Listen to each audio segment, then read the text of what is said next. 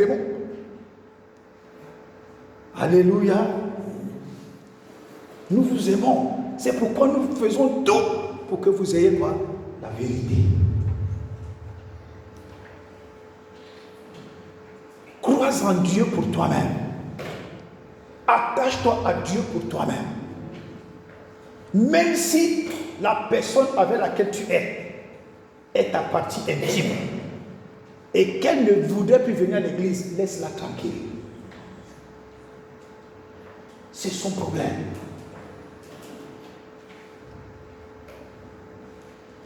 Quand l'heure de venir communier arrive, viens communier avec le Seigneur. Alléluia. Dieu connaît tes projets.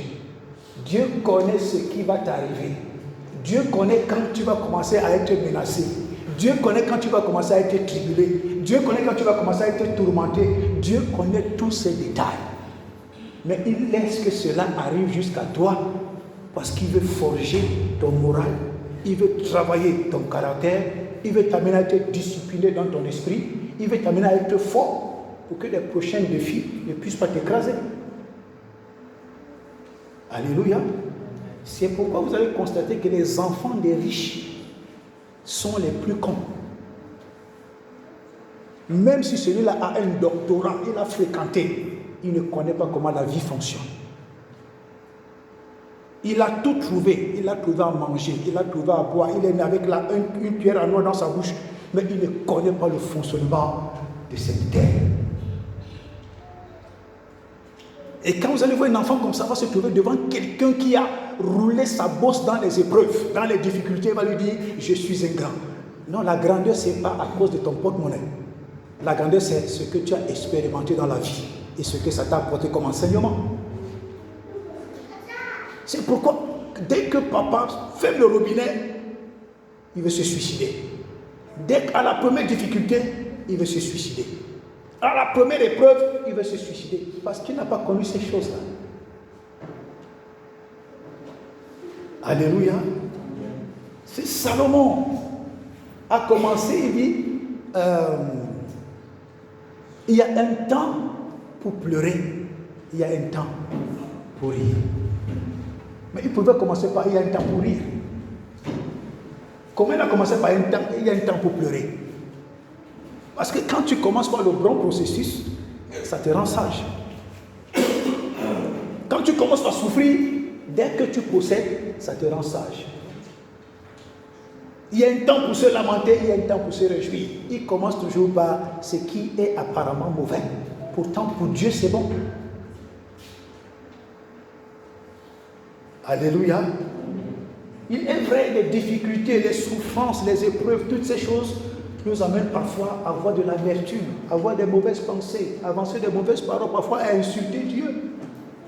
Mais Dieu trouve que cela est nécessaire pour nous, il faut passer par là pour être sage dans la vie. Si tu n'as pas de difficultés, si tu n'as pas de preuves, si tu ne rencontres pas la honte, comment sauras-tu que telle personne a été avec moi parce que j'étais ceci? Mais comme je suis déjà ceci, la personne m'a fui. Comme je n'ai plus d'argent, comme je n'ai plus de moyens, comme je suis trop malade, la personne m'a fui. Donc ça veut dire que la personne était avec moi à cause de ceci. Alléluia. Ta vie est précieuse, hein? Tu marches avec les gens, tu ris avec les gens, tu montes des salaires, tombe malade. La première semaine, ils viendront. Hein? 2 semaines, s'ils étaient 10, la deuxième semaine commence à venir, ce n'est que 6 qui viennent. La troisième semaine, 3. La quatrième semaine, 1. La 5e semaine, c'est-à-dire le mois qui suit, tu te retrouves seul avec ta situation. C'est en ce moment que tu comprends que Dieu est très important. Alléluia. J'ai raconté cette histoire à mon petit. C'est un papa qui était décédé au Cameroun. Et il avait sa fille l'aimait beaucoup. Il aimait beaucoup sa fille. Le jour de l'enterrement, quand on allait enterrer, sa fille a pleuré toute la route. Oh papa, tu me laisses avec qui? Papa, non, je vais partir avec toi. Papa, tu ne peux pas m'abandonner. Je veux partir avec toi. La vie ne me sert à rien. Comme tu es parti, le reste ne me sert à rien. Il y avait un de nos administrateurs de l'école biblique qui était là. Il est resté tranquille. Arrivé au cimetière, quand on a mis le cercueil, il a dit à la jeune fille, ma fille, le moment est arrivé de mettre la terre sur ton père. Est-ce que tu peux enterrer la terre? On vous couvre à deux. La fille répond au pasteur, à chacun son tour.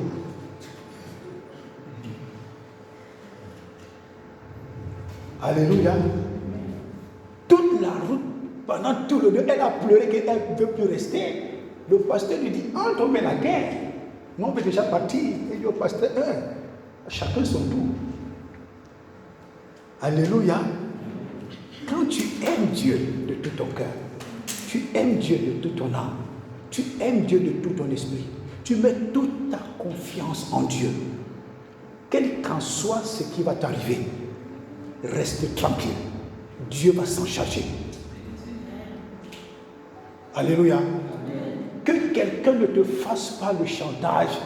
Oh, tu ne vois pas. Oh, tu ne vois pas. Oh, tu ne vois pas. Non, ceci. Reste ferme. Dieu est fidèle. Lui seul peut te sortir de la fosse de la mort. Lui seul peut changer ta situation par un claquement de doigts.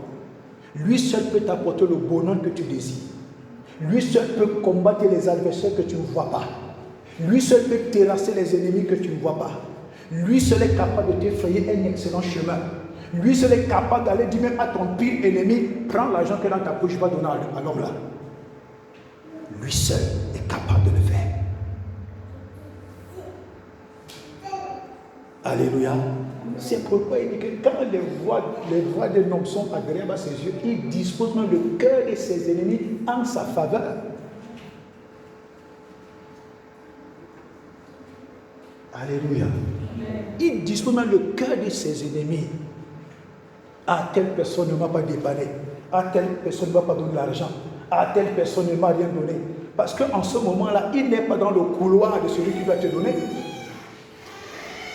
Alléluia. Vous ne savez pas à quel degré vous êtes puissant.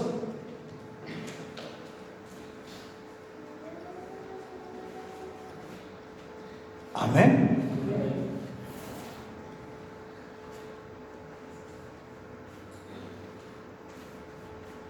La vie est précieuse. Vous savez, c'est hier que je méditais, et ce matin encore. Hier, quand j'étais aux toilettes hier, je méditais encore ce matin. J'ai dit, mon Dieu, il y a d'autres personnes qui ont le courage de méditer du mal de quelqu'un, de conspirer le mal contre quelqu'un, de préparer même des fausses pour que telle personne tombe dans la fosse, de dire des choses, même des mensonges sur la vie des autres parce que tu veux absolument les détruire, de raconter du mensonge dans la vie des Israélites parce que tu veux rabaisser la personne, de dire des choses les plus sales et les plus inimaginables pour vouloir détruire quelqu'un. J'ai dit, Seigneur, est-ce que j'ai déjà un jour fait ce genre de choses? J'ai dit non, c'est pas possible, je n'ai jamais fait ce genre de choses. Pourquoi? Quand tu réfléchis en tant qu'un être humain, pas en tant que chrétien, en tant qu'être humain, quand il pleut là, la pluie va tomber sur ta tête. Hein. Quand il fait chaud, le soleil la brille sur ta tête. Toute fausse, tout complot, tout ce que tu organises contre quelqu'un, tu vas boire la coupe de cette chose-là.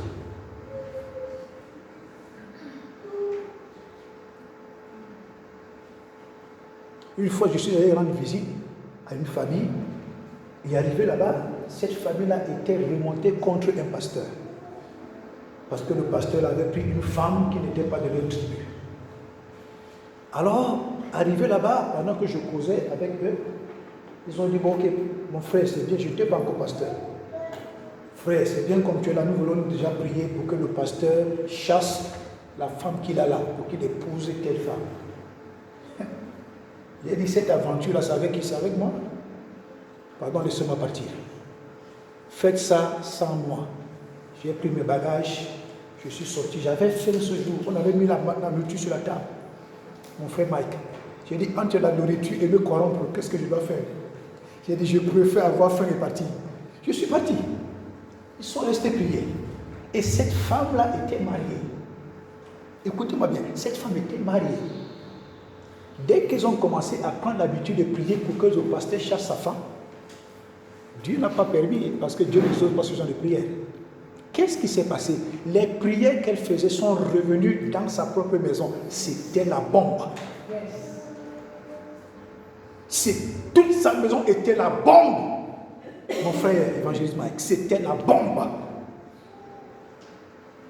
Le trouble est entré dans sa maison avec violence. Son mari qui était un homme tranquille, posé, le type il est devenu comme un possédé. Il ne voulait plus sentir sa femme et ses enfants.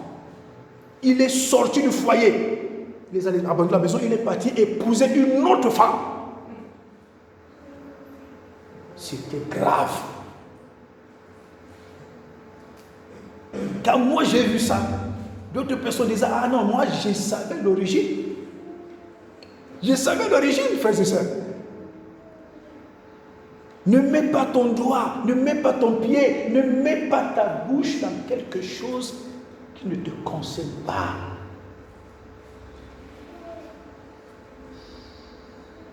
Ce sont des choses qui nous attirent beaucoup, je vous dis, beaucoup de problèmes.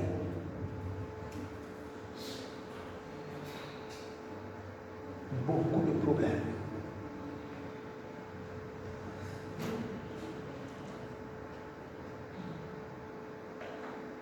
Dieu, lui, il est fidèle.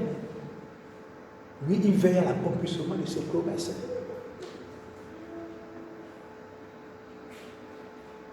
Devenez des hommes et des femmes mûrs, matures, bâtis. Devenez des véritables disciples. Alléluia.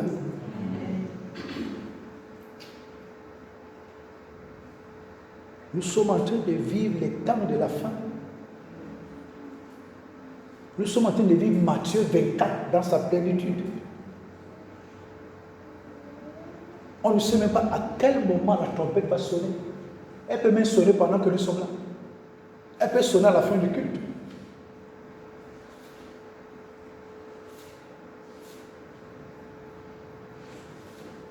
Ta vie est très précieuse. Tes projets sont précieux. Dieu est très précieux et fais de lui ta priorité.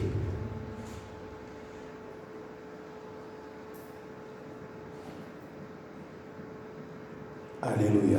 Amen. Je veux clôturer cette introduction en disant il faut éviter de tomber dans le chantage de quelqu'un.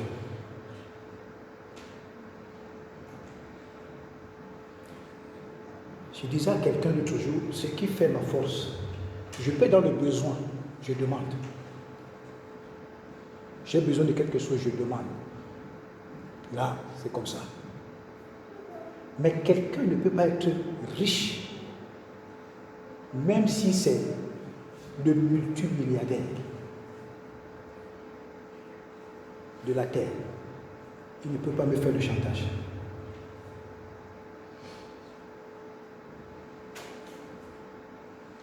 Ne tombez jamais dans ce piège-là. Dès que quelqu'un réussit à te faire le chantage, à te faire gober son chantage, à te mettre sous sa serpillière, parce qu'il a de l'argent, tu ne vas jamais plus ouvrir ta bouche devant lui. Ah, n'est-ce pas, j'étais, sans moi, tu devais. Ah, est-ce que tu dois me parler? Les gens insultaient Dieu. Les gens méprisaient Jésus. Les gens crachent sur Jésus. Les gens crachent sur Dieu. Mais quel est cet être humain qu'on ne peut pas faire de reproches, qu'on ne peut pas dire que tu as mal fait?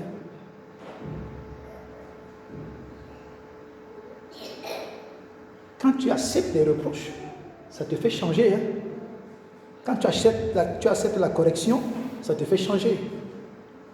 Quand tu acceptes que quelqu'un d'autre te donne son point de vue, ça te fait réfléchir, ça te fait changer. Alléluia.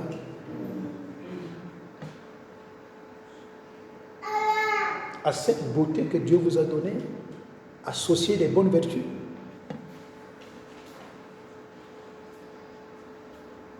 Amen. Amen. Une fois, j'ai dit à quelqu'un,